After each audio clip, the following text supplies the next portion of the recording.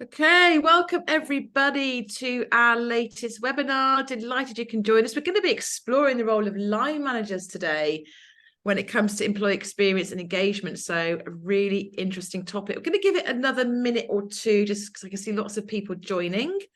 So as ever, it's always interesting to see where in the world you're dialing from. So just pop in the chat where you're dialing in from today, and let's see who's dialed in from the furthest away. So I recognise a few names on there. So hi, Dawn. Hi, Yvette. Recognise definitely a few names. Jennifer Wood. I don't know if that's the Jennifer Wood that I know from old or not. If I do know you, hello. If it's a different Jennifer Wood, then welcome. So as ever, I'm joined by someone from Kent. That's just down the road from me. I'm in Hastings. Very much the calm before the storm. If those of you that aren't UK based, we are expecting a big storm coming in today in the UK. It's going to hit the southeast particularly badly. And my husband, who's obsessed by weather, has been kind of working up into a frenzy about how we have to batten down the hatches. But it's very calm out here right now. It's blue sky and not raining. It's really weird. So yeah, just being very stereotypically British here, talking about the weather as we often do on these calls. So yeah, Kent, all sorts of interesting places coming up on there.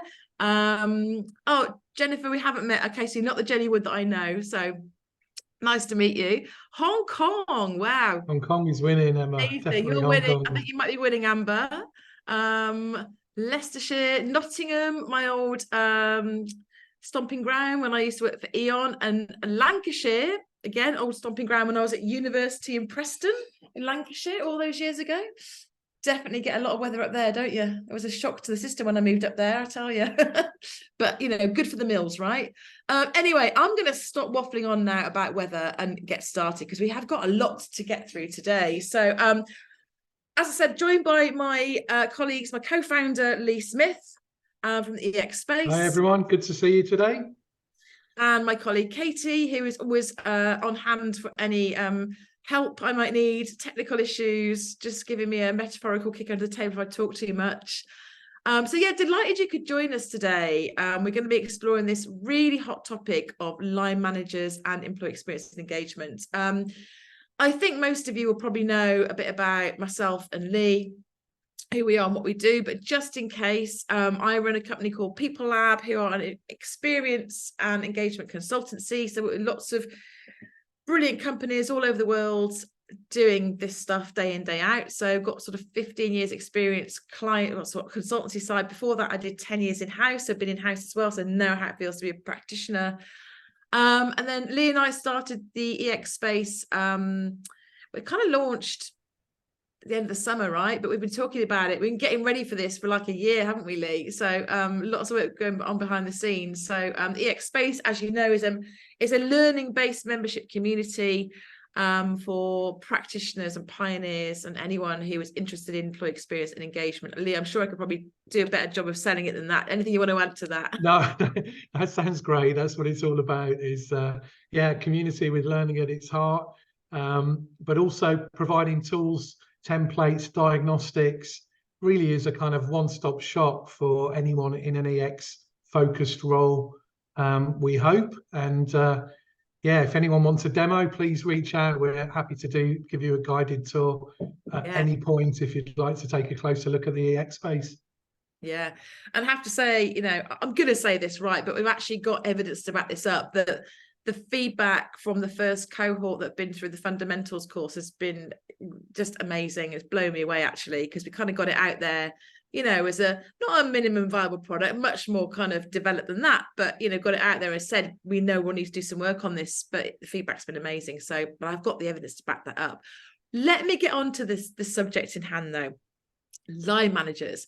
We've actually spread this over 2 webinars because it's such a chunky topic and we're not going to solve it today, right? But we want to share with you, some latest thinking on this really and where we're at, and also talk to you about some kind of exciting things that are in the pipeline, both in terms of tools and also research we're going to be doing. As ever, use the chat to ask questions, and Katie will happily interrupt me to ask questions as we're going through. So please do use the chat, or if you want to raise your hand and mic and even put your camera on if you want to. You know, always good to sort of get the interaction going. So please do kind of stop me, ask me questions, challenge the thinking. I'm always really up for that. Got some slides, so we're going to share those. You'll get a copy of the slides and the webinar afterwards, so don't worry about taking notes, you'll get a copy of the slides. So I'm just going to share my screen on that note. I was having some problems earlier sharing screen, but I think it's going to work today. Yay, good, all good. So just move that out of the way, that's come up for some reason. Okay, so line managers, let's talk line managers. I'm just going to start by just reflecting on the EX report, which is the big piece of research that we did in partnership with the People Experience Hub a little bit earlier this year, where we went out to practitioners and got a little bit of a sense of what's going on for practitioners at the moment, where are they focusing, you know, what's happening for them, what are the challenges, how are they structured. If you haven't seen that, definitely take a look because it's super interesting.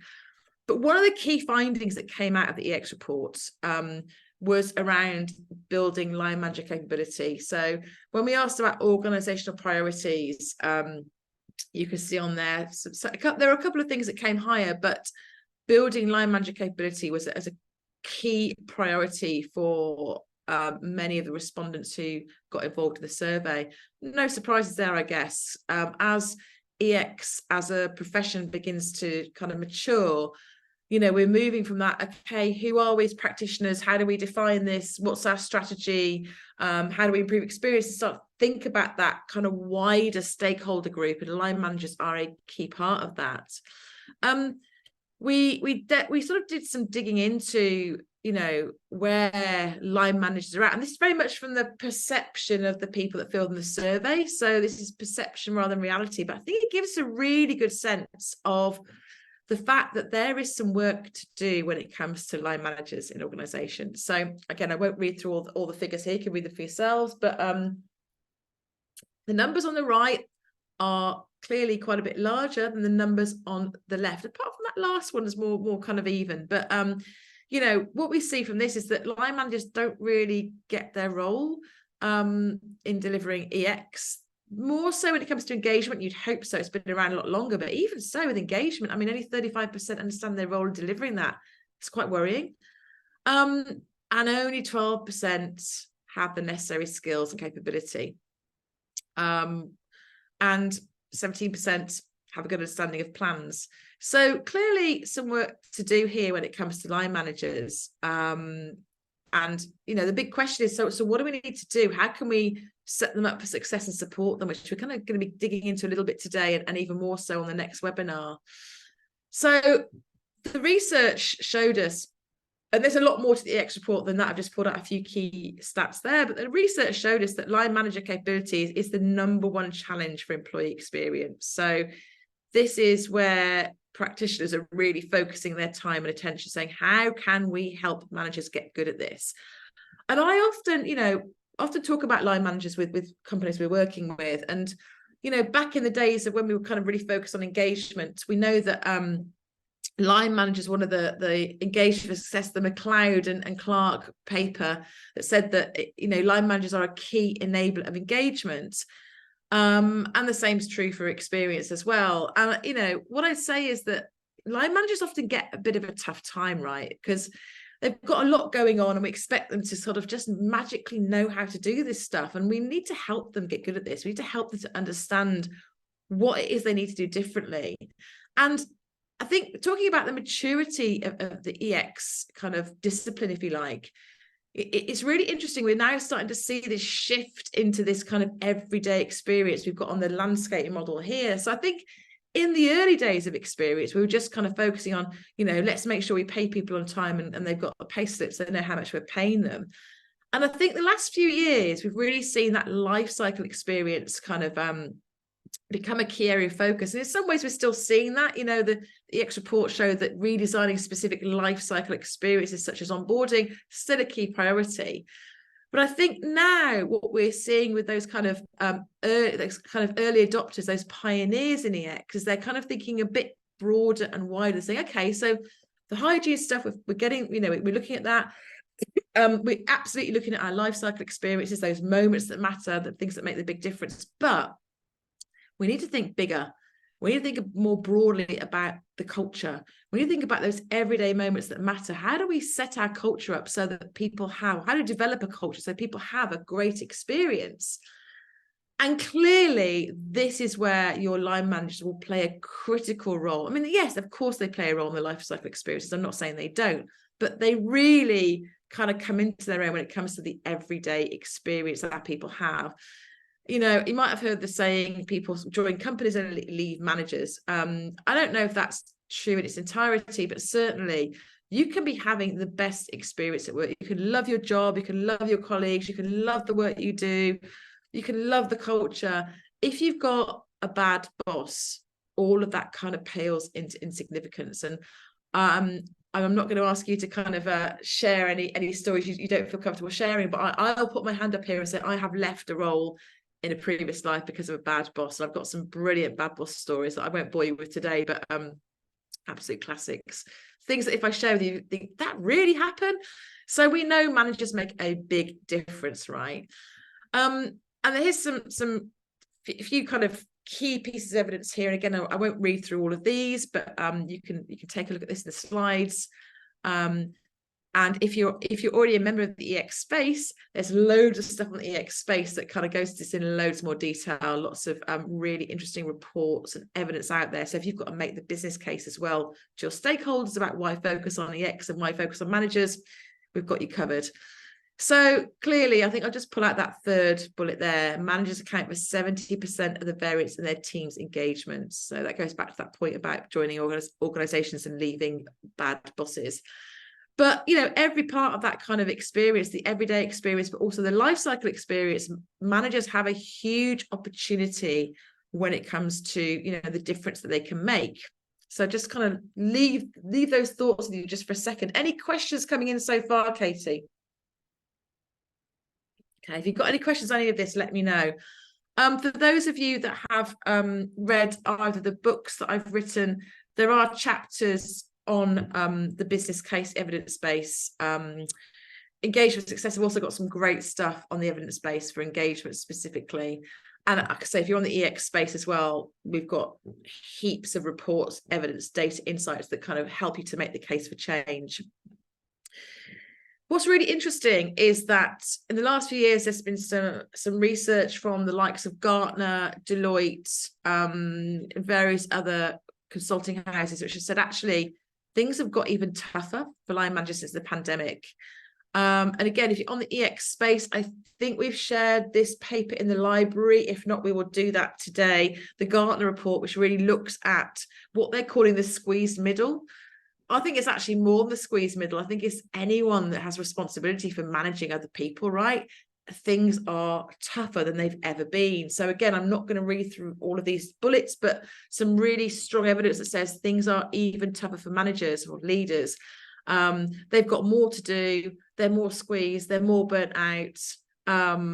You know, and at the bottom bullet, over 3/4 of employees say it's become more important for them to receive support from their manager. So employees are needing more, and managers have got even less time they had before. And I get on a bit of a soapbox when it comes to kind of line managers and EX engagement, because I think they get a tough time. Going back to my bad boss story, right? I think bad bosses are in, you know, there aren't many of them around. I think there are a few kind of psychopathic or narcissistic bosses out there, but I think most people that lead teams are good people, right? And they want to do a good job. Who doesn't want to do a good job with their teams? It feels great when your team are happy and they're sorted and everyone's, you know, getting on with it. That's a great feeling. Or when they're thriving and they're, you know, they're developing, they're performing. That feels amazing when you're leading people, managing people. But I think we've done a really poor job. When I say we, I'm using the royal we here, not you, obviously. You're on this call. I'm sure you're doing a great job. But I think we, as organizations, have done a really poor job in helping our leaders get good at this, in setting them up for success. When you're promoted, I remember when I was promoted to be a manager all those years ago when I was working for EDF Energy, like no one showed me what to do. No one took me to one side and said, right, here's some key skills you need as a manager. I just had to kind of just get on with it, right? And I've told this story before, but I made some big mistakes, and the things I got right were kind of by accident more than design. And, you know, when you need it most, that support often isn't there. And I think, once you've kind of proved yourself, a few years down the line, then you get spotted as high performance, high potential. And then you get kind of selected to go on the kind of the core leadership development program. And it's great. You might go off to a kind of residential somewhere. But actually by that point, you're like, well, I could have really done with this when I first started. So what we're all about is making it as easy and simple as possible for managers to get good at this stuff without adding to their already kind of big, heavy, kind of stressful workload they've got. So we're going to go into that in a lot more detail in the second webinar coming up. But really, that's what we're all about. We're saying, managers, of course, they want to get this right with their people. Of course, they want their teams to have a good experience. So what is it they need to do? So I'm going to hand over to Lee to carry on through these slides and just kind of give you some initial insights and thinking around what managers might need to do to facilitate a great experience. So I'll hand over to you, Lee, but I'll drive the slides if that's helpful for you. That's great. I was really hoping to hear your Halloween horror story, Emma. Do you know what? I've got loads of them. But the best one, the best one, just really quickly, was the boss in one organisation who we were going through a restructure and finding out if we got a job or not. And we were finding out on February the 14th, and she was openly referring to it as the Valentine's Day massacre. So that's just one example. Really, I've got loads of these stories. That's very Halloween. That's bang on. Thank you. Right, let's get practical and look at what great engaging managers actually do from an EX perspective. So when we first sat down and talked about this, Emma and I were scratching our heads thinking, we need to come up with a great new model, a line manager model of EX. And then we realized we actually have this. We launched earlier in the summer EX Lens model. Hopefully some of you were on the webinar for that or have seen the white paper. And we'll make sure that the link to the white paper is circulated as part of the follow-up to this. It's a really powerful piece of work, and it actually provides a perfect model and a perfect lens through which to think about and look at the role of the line manager. So the EX lens is there on the screen, and it basically captures the 9 universal themes or the 9 hallmarks of great EX. You can see those in the sort of middle section of the model there: trust, scope, growth, meaning, impact, challenge, autonomy, appreciation, belonging, and connection. And they're grouped into 3 areas: the people, the organization, and the work itself. And these have come from our own research, Emma's research at People Lab, running best experience workshops and activities for, over a decade, I think, Emma. 15 years, yeah, 15 years of 15 years worth of qualitative inputs to come up with these themes, so they are grounded in evidence. Absolutely grounded in evidence. And for my own work doing audits in all sorts of organizations around the world, a lot of this really resonates, and these are the things that come up time and time again when employees talk about the good experiences they have at work. They're also reflected in a whole bunch of other models that are out there. So really robust view on what makes EX. And it's those 9 things, and we'll talk about each of those and the role that a manager plays in unlocking those and excelling in those in a moment. And then the really important bit, and we'll come on to talk about this later as well, is that center bit. At the very center of the lens, as you'd expect, is the employee themselves, the individual, the human at the heart of this.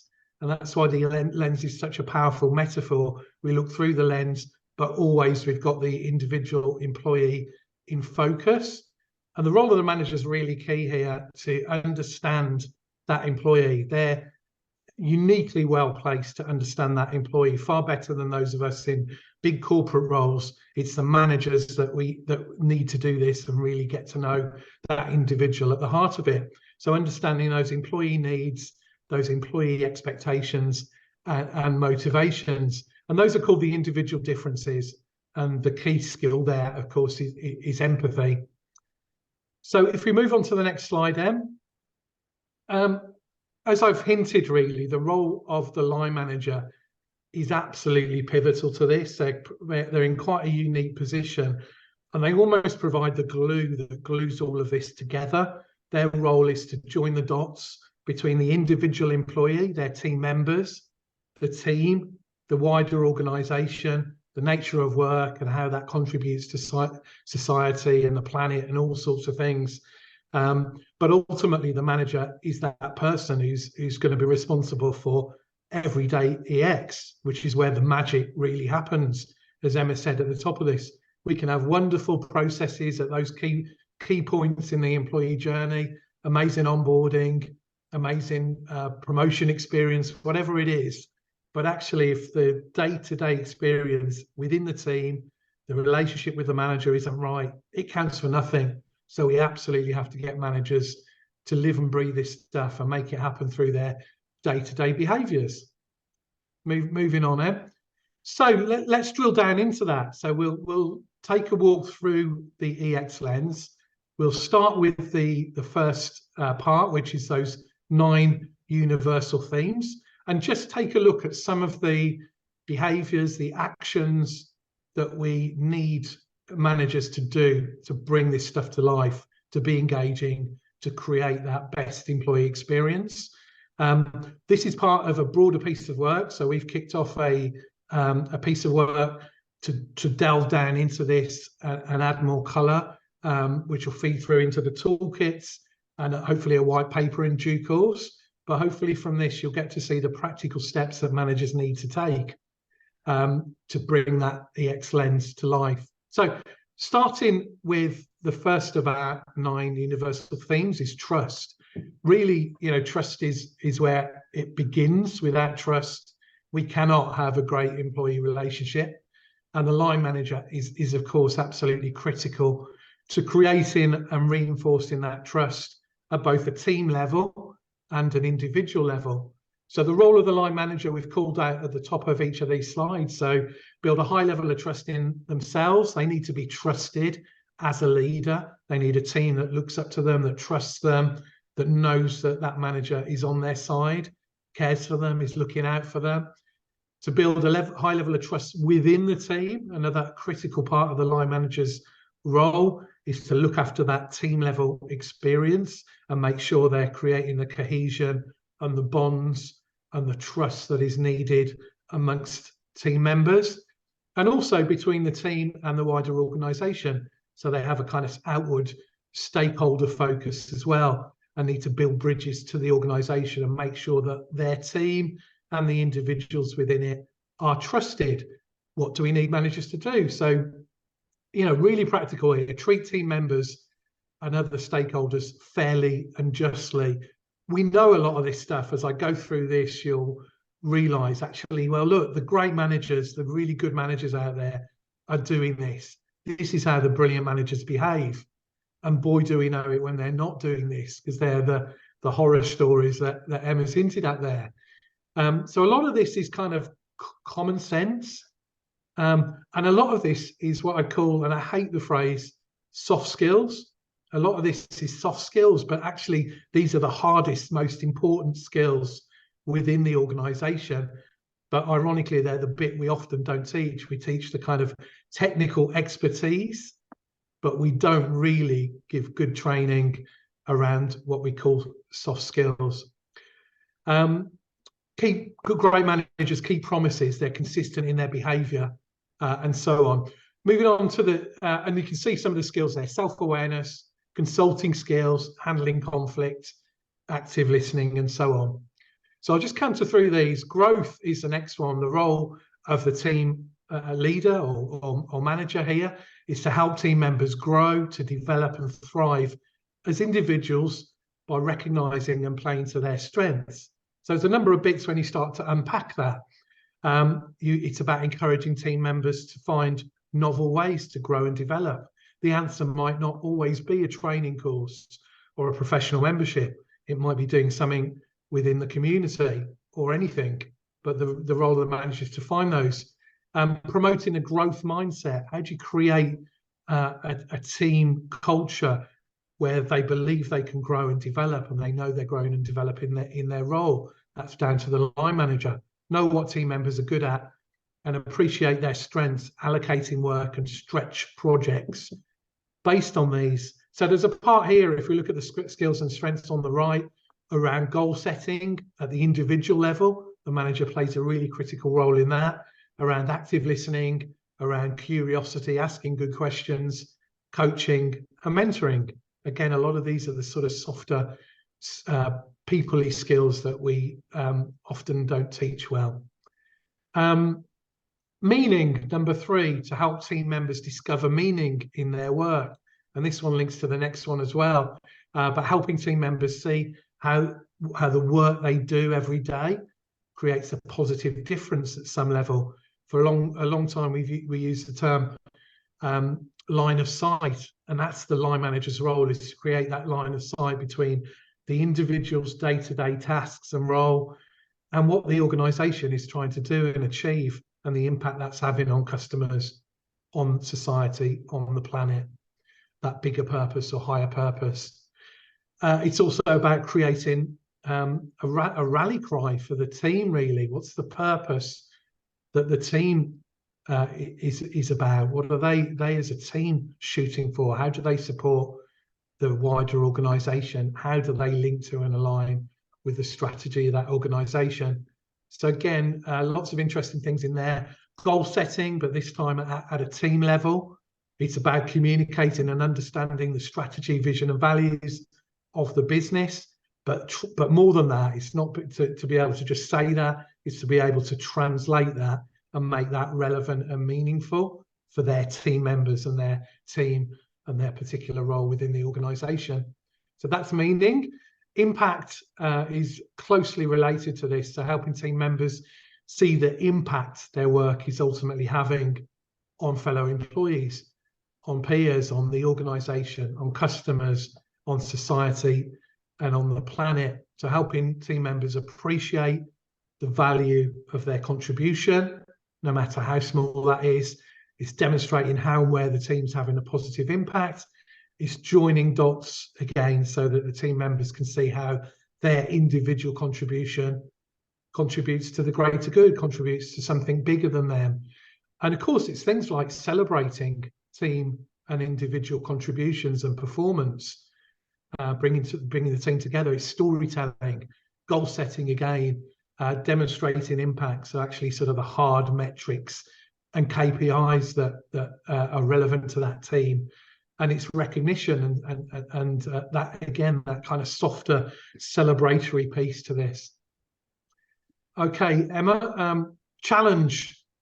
I'll canter through these a bit quicker. To provide goals and tasks that stretch and challenge the team member. So we know from our experience and our own research that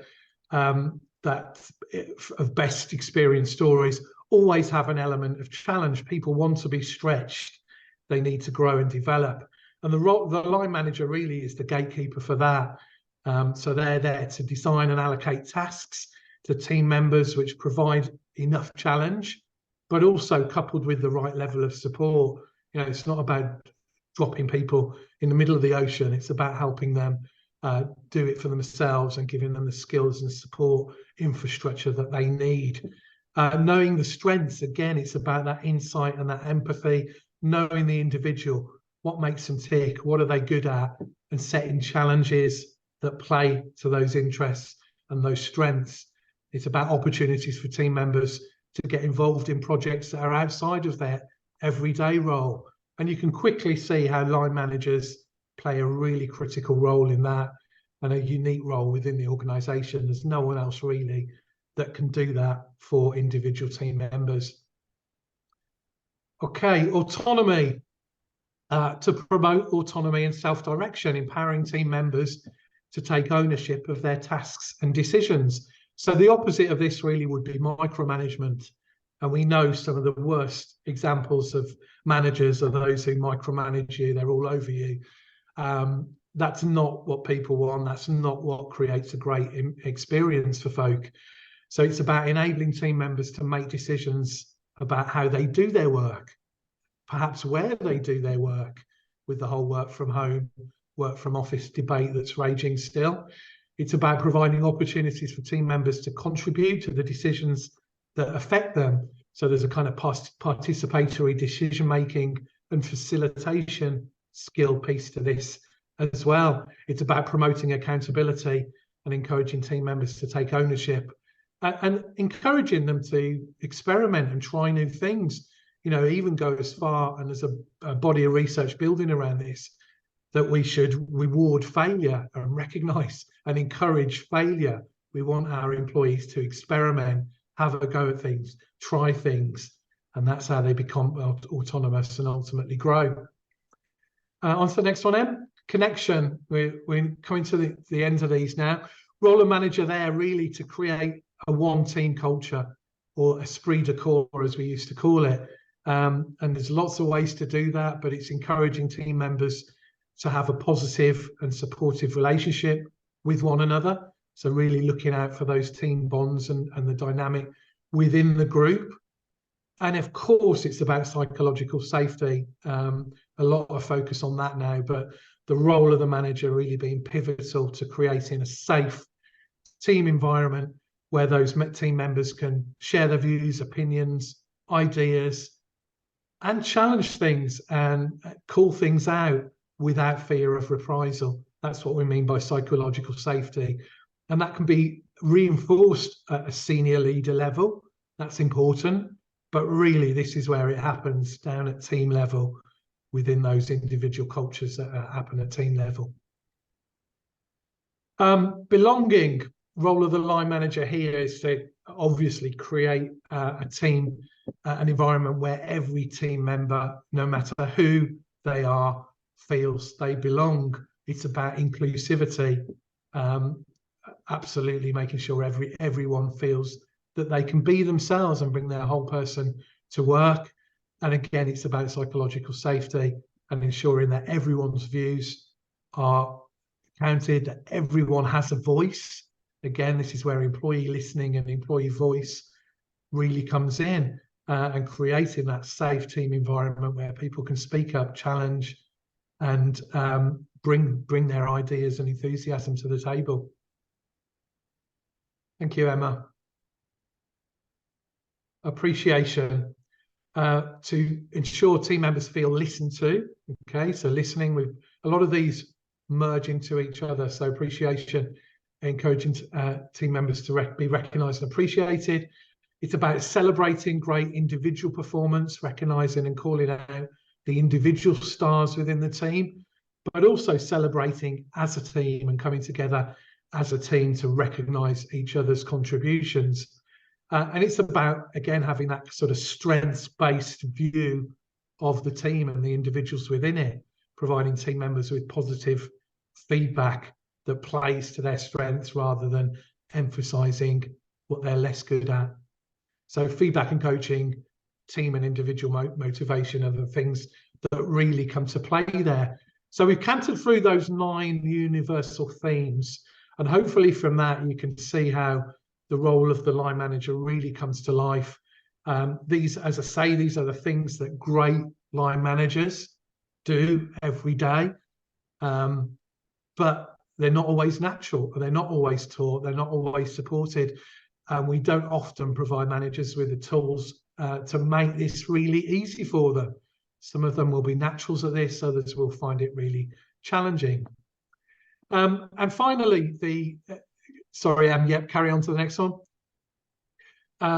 We mentioned at the beginning, the heart of the EX lens is that employee. And this is where the role of the line manager is really pivotal. They can do all of that stuff. They can bring the 9 universal themes to life and create that great experience through their actions and activities there.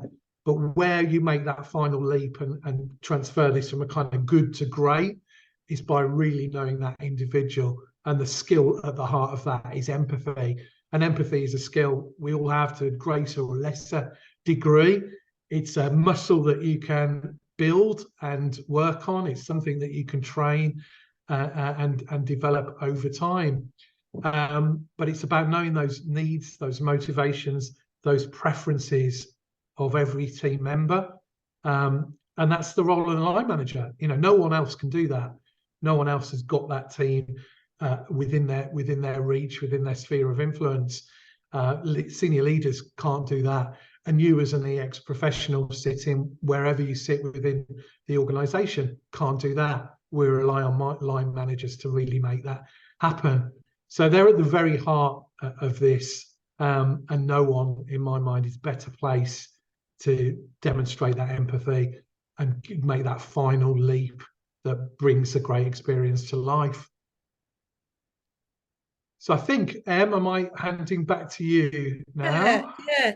Thanks, Lee. Hopefully that makes sense, and it is kind of a starting point, really, in terms of what it is we need line managers to do to facilitate a great experience. And as Lee said, we didn't want to kind of come up with yet another, leadership framework or, set of competencies. When we know the answers, we know that this EX Lens model is what makes a difference to people. When people are having a great experience at work, we know these things are going on for them, but there are also those individual differences in the middle, which are different for every person. So for every person that says, I was at my best because I had, really great social life, and it was work hard, play hard, and we were really bonded as a team, there'll be someone else that will say there was a really, really clear expectation. I had a big project to deliver. I knew what I needed to do. They might not mention the kind of fun social aspect. So I think we kind of saved the best till last, really. So for me, actually, this is where the magic happens. And the toolkit we're going to talk through on the next webinar is where we're going to kind of give you the answers as to how you help your managers really get to the heart of what makes a difference to their team. So we can get halfway there with the universal themes. And I think, going to those themes, I'm guessing you'll be able to map most of those to your current leadership development approach, your current leadership kind of competency framework. There's nothing in there that will be particularly shocking or different, I don't imagine. And we are going to kind of really look into those further and say, so what does a great manager do to develop trust? What does a great manager do to develop meaning, for example? And that's our next research program coming up soon, and we'd love to kind of get you involved in that. But the bit that makes the biggest difference is this empathy bit.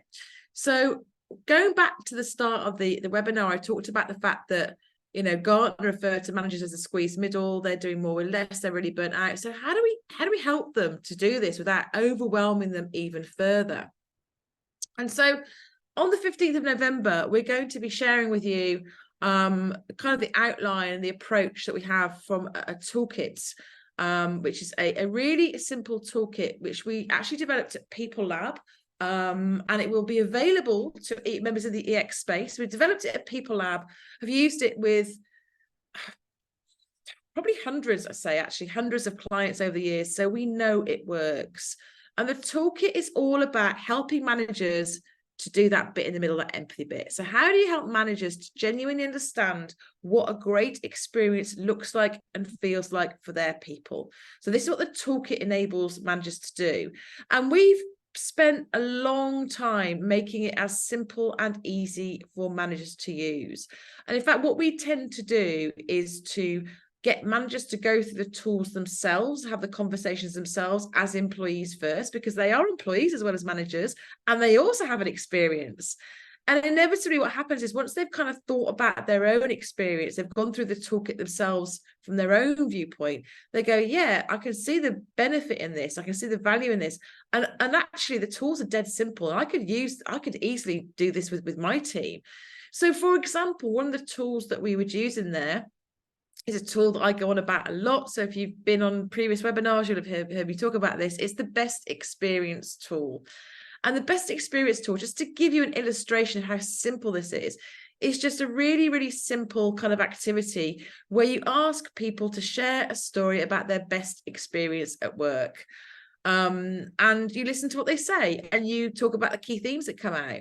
It's incredibly powerful. And I always say to people, if you just do one thing, go away and have some best experience conversations. And it's so powerful because if you said to somebody, what do you need to have a great experience at work? I guarantee the answers will be very different if you say to them, tell me about a time when you were having a great experience at work. The former, you'd probably get them saying, well, pay me lots of money, shorten my week, give me nice coffee, give me a funky environment, or, you know, do it at my office at home. But when you ask people to share a story about a great experience, they get to the very heart of what really matters to them at work, without it feeling too complicated, or, you know, having to come up with like, oh, I don't know, what do I need to have a great experience at work? It's a very simple and easy way to unearth incredibly powerful insight. So that's just one example of a tool that's in the manager's toolkit. And the toolkit has been designed to make it really simple and easy for your managers to do this without it being yet another thing. The tools can be used as part of, you know, one-to-ones or in team meetings in a kind of ongoing way, just to have great conversations about how it feels to work in your organization, what needs to change to make the experience even better for your people. So that's kind of the background of the toolkit. So on the 15th, we're going to go into that in a lot more detail. We're going to share some practical tools to help you set your managers up for success. So without you thinking like yet another initiative or yet another training program, we'll walk you through the tried and tested manager toolkit. As I say, it's kind of based on really 15 years of work at People Lab. We know it works. We've used it with some of the biggest brands around the world, but also lots of smaller organizations as well. We're going to share some of those success stories from other organizations. And basically, we're going to hopefully enable you to unlock the potential of your managers to make a positive difference, because they really are, you know, an incredibly powerful, I don't want to call managers a tool, that sounds horrible, but they're really incredibly powerful mechanism, intervention, whatever language you want to use to you know, to facilitate and to develop a fantastic experience that's going to result in engagement for your people. So we'll be going into that in loads more detail on the 15th. So if you haven't signed up to it, make sure you do, because even if you can't make that webinar, you'll get the download and you'll get all the stuff that we send out around it. And if you're part of the EX space, you will be able to get your hands on that toolkit coming soon. So yeah, it's really, really great value add there. Talking of which, EX Space, I want to give us a quick plug before we go to questions. We've got a couple of courses about to kick off. So we've got the second cohort of EX Fundamentals kicking off next week. So if you're a member and you haven't signed up to that, sign up to it. And if you're not a member and you want to find out about signing up, then get in touch and we can talk you through that. We're still in our early bird phase at the moment. We've done the super early bird, that's sold out. We're now in early bird. We'll be going to like normal pricing fairly soon. We got amazing feedback on EX Fundamentals. Yeah, I was actually quite emotional about you know, because we kind of went out with this course not really knowing. Obviously, it's based on years and years of training that we've done over the years, you know, in person and online. And this is quite a different way of doing this. So we kind of didn't really know what to expect. And the feedback's been fantastic. And then we've got the architect course. The fundamentals really gives you all of the ground and the foundations you need. So it talks about things like the neuroscience, psychology, what really makes a great experience. We go into all of that. We go into like definitions and different approaches and models that are out there. So it kind of gives you all the foundations that you need as a practitioner. The architect course is based around our kind of EX archetypes. The architect course is about the sort of the strategic lens, if you like. So this is those of you that are sat at sort of that strategic level, and you need to come up with your blueprint. So this will give you everything you need to do that. So we'll go through, you know, how to develop your OKRs, how to develop your use case, how to win over stakeholders, typical kind of barriers and challenges that might get in your way. And it's a really practical course. So by the end of the course, you will have your own blueprint ready to go. So everyone that signs up to that, you get your own personal Miro board link, and you actually fill out the kind of the blueprint as you go through the course. So yeah, really exciting, really excited to be launching that very, very soon. So those are the two courses that are coming. So don't tell me you never get away. What does she say at the end of the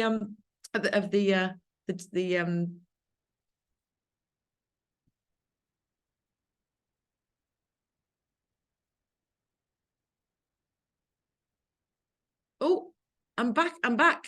Can you hear me? We can hear you now. We were all hanging on the edge of our seats there to find out what it was you were going to say. I was waiting for the punchline. Me too. Well, I think we pretty much done it. So we've got some questions from the audience. More reflections than questions, I would say. But just while I go through those, it's a good reminder that if anyone does want to ask a question, pop it in the chat now. If you don't want to ask it publicly through the chat, you can private message me. Just when you go to type a message, change the drop down so it comes directly to me, and then I can ask that for you. But reflection here that is in the chat. Look. First of all, comment from Amber saying, so it was very interesting data. I wonder when we see stats around departure, such as the 52% of exit interviews stating manager could have done something, how many of these same leaders have actually been given tools or any kind of process or other kinds of support in time to be able to do anything about it? I think that's a really good point. Another reflection here. Let me find it. I saw it 2 seconds ago.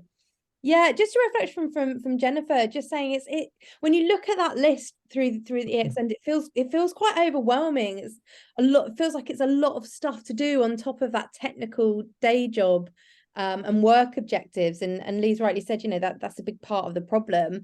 And what's often seen as that softer side can be overlooked. Or there's also this assumption that if you're going to be leading people, you're automatically going to be good at this sort of stuff. So it's that age-old problem, isn't it, that managers become managers. They're usually promoted because they're good at their technical job, and they carry that. They still need to do their technical job, so they have a big chunk of personal work that they still need to do. But then they've got all this other stuff about looking after a team, which they've never done before, but we don't stop to give them the training to do it. It's a real problem. I've been reading, if anyone's interested in this, a book that two McKinsey consultants have written called Power to the Middle, which is really a manifesto. They say why managers hold the key to the future of work. And it really is a fascinating kind of manifesto on the role of line managers and the importance of that. And one of the things they are very clear about is we don't take the role of managers seriously enough. Really, as we've gone through there is so much that a manager needs to do to create an exceptional experience for their teams. That should be the role of the manager, but it's not. That's an add-on to a whole load of other stuff that they've got to do. So it's really tough, and I think that's why we've kind of failed over the last decade, really, to make a big difference here. But something needs to change, and part of the answer is for folk like us to bang the drum, and part of it is doing exactly like we're doing here, is trying to simplify it and equip managers with tools and ways of doing things that they can actually integrate into their crazily busy schedules. Yeah, we've got some really great kind of case studies to back up this approach. It's something we've been using at People Lab with clients for years, and we've tweaked it and changed it. Obviously, the EX space, you'll kind of have the kind of off-the-shelf, I want to say vanilla, but that doesn't do it justice, right? But the vanilla version where you can take it and add to it. When we've used it with clients, we've kind of really kind of evolved it and shaped it and molded it so it works for their brand and their tone of voice, etc. So, but as part of the EX space, you will have access to the kind of the the sort of starting point for the toolkit, which is incredibly powerful. We've got some fantastic ROI that shows that it works. It really does result in a very different outcome. So exciting things to come, but we will be talking about that on the next webinar as well, so you get a flavour of what it's all about. Anything else from you, Katie? Nothing else from me. Just a good reminder in the chat, sort of saying how good it is to use that best experience tool as well, and how powerful that can be. So a thumbs up, Dawn. It is really powerful, and I just always say to people, if there's one thing you do, just go and have some best experience conversations. The great thing is it really does get to the heart of what matters to your people, and it's really interesting because when we've used it with like so many, probably hundreds of clients over the years, right? And there's a real wake-up call with it, because I think it's very easy to kind of get sort of very well-meaning, but kind of get sort of caught up in the idea that you think what matters to your people and what's good for them. And 9 times out of 10 that when those best experience conversations happen, I would say most of it is within the local team and their manager's gift control. there's very rarely does something come out. I think, well, I can't do anything about that. I have to go and speak to the department that owns that. So, you know, often so much of it is really about actually, let's have a conversation about what good looks like, and then we can start to make changes for ourselves. So you see things start to change very quickly when you use these tools. And it doesn't have to sit in, you know, HR or L&D or facilities. It's actually so much of it will be within like local teams to give control, which is why we see things change very quickly when we use the kind of the toolkit approach we're going to be sharing with you on the next webinar. So very powerful stuff. They're line managers, really your kind of EX army, aren't they, Emma? It's, you know, if you can equip and enable them to do this, just this piece, just the bit that we've gone through there really effectively, and it's not rocket science, it's what we'd expect great managers to do. But if you can make that happen consistently, that will change your culture and you know, and give you far more reach than you'll ever be able to build as a central EX team. So it's the key to it, really, is getting those managers on board, doing the right things. Yeah, absolutely. So we haven't got any more questions then. There is another just come in. Oh, awesome. So Dawn's asked the question, would you survey line managers and then their teams? And I would say once you do it with the line managers, they can do it with their teams. And because it's so simple, it's not like you have to kind of upskill them or give them a facilitator's guide. It's literally a question, and straight away you see light bulbs go on, don't you? So absolutely, and that's what we tend to try and do. So if we go in with our consulting hats on, which we've done many times over the years, you know, we tend to like to sort of stay in the background and be advising the kind of the core team. And what we'll tend to do is to develop a toolkit that's kind of branded and in the tone of voice of that organization. And our advice would always be, you know, let's take line managers through this first, let's get them comfortable with it, and then let's get them feedback, and then let's develop a version that they can then take away and use with their teams. So it's just, that works really well, because it's far more meaningful, I think, when you have that conversation with your manager about how it feels to work in your organization. So yeah, that approach works really well. Yeah. Lovely. And you can also use some of the questions in your survey as well. And it's interesting, I think the universal themes side of things, which are absolutely important. I think, you know, it's kind of easy to see how you can map those universal themes to what you're probably already doing, and the survey you're probably already running. There might be some gaps, great, you can address those. But the bit, I think, where the magic happens is that empathy bit, and using the toolkit we're going to talk about next time to really get to the heart of what matters to your people. And I've seen it so often. I mean, I had just checking on time. We've got time for a quick story. You've got time for a quick story, Casey? I see my clock. Oh yeah, we're all right. So I remember years ago sitting in with a bunch of people going through the toolkit conversations in a call center in Liverpool. And, you know, just the way the conversation opened up, and one of the teams sort of talked about what really mattered to them. And, you know, one of the managers said, well, I didn't know that was important to you. And the team said, well, you'd never really asked. We never had this conversation. And it's just, you could just see the light bulbs going all around. Oh, I thought I was doing the right thing, but I just kind of assumed I knew what would work for you to have a great experience at work. And you could just see these kind of channels of communication really opening. And it was incredibly powerful stuff. It can make such a big difference. And you know, when we first started using this approach, and it is based in psychology, it's not just something we come up with on a sheet of paper. It's based in something from positive psychology called appreciative inquiry, which if you don't know about, we'll go into next time. So it's not just kind of like this kind of works. It's got some science behind it as well, which I really like, but very much a kind of a strength-based approach. What does good look like, and how can we get more of it? So that's kind of where this all comes from. So very powerful. We know it works. We use it with lots of organizations, and we'll be sharing it on the 15th of November. Cool. Anything else? Any of the final comments from you, Lee, and you, Katie? I was just going to say, those of you that haven't been keeping an eye on the chat, I have put a link to that next webinar in the chat. And I've been hearing my emails pinging away in the background whilst I've been on mute. So people are signing up for it as we speak. So amazing. It'd be a good one. It'd be good, very practical, and give you some really good tools to take away. So Lee, anything from you before we... Just to add, if you didn't participate in the EX Lens webinar we did a few months ago, please download that report. There's a lot of detail that we haven't covered in this session that really bring to life that model. It's an incredibly powerful model. As you've seen, we've used it there to kind of, use the eyes of the line manager to look through the lens. You can do the same thing with leaders. You can do the same thing as an EX practitioner, but a really powerful, flexible model that is grounded in very robust research. So please dive in and have a look at that. It's a powerful resource in its own right. And again, just to add to that, if you are a member of the EX space, you have access to the diagnostic tool we've developed, which actually measures the universal themes as well. So you have access to that if you're a member of the EX space, which is a great tool that you can again use those questions as part of your survey or as a standalone to see where you're at with the different elements of the EX Learners model. Cool. Well, thank you everybody for joining us today. Really appreciate it. If you have any other questions, just shout. Oh, hi, Helen. I know Helen. Thank you, Helen. Yeah, any questions, just shout. And hopefully we'll see you on the 15th. Like I say, even if you can't make it, sign up because you'll get a copy of the webinar recording afterwards as well. Enjoy the rest of your day. And yeah, we'll see you hopefully soon. So take care, enjoy your day, and thanks for joining us.